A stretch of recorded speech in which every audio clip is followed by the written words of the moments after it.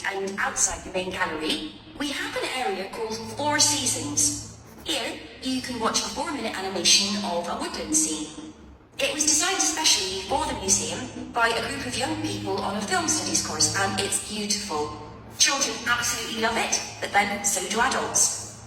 The main gallery is called Town and Country. It includes a photographic collection of prize-winning sheep and shepherds. Leaving Town and Country, you enter Farmhouse Kitchen, which is, well, self-explanatory.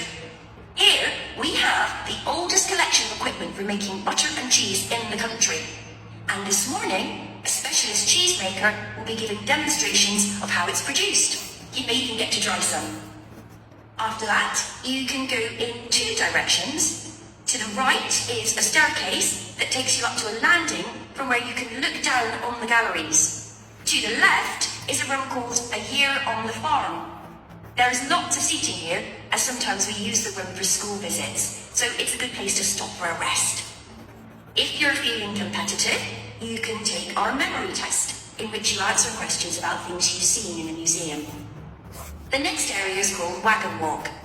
This contains farm carts from nearly every part of the country. It's surprising how much regional variation there was. Beside the carts are display boards with information about each one. The carts are old and fragile, so we ask you to keep your children close to you and ensure they don't climb on the carts. From Wagon Walk, you can either make your way back to reception or go out into the garden, or even go back to take another look in the galleries. In the far corner of the garden is Bees Are Magic, but we're redeveloping this area so you can't visit that at the moment. You can still buy our honey in the shop though. Finally, there's the pond, which contains all kinds of interesting wildlife.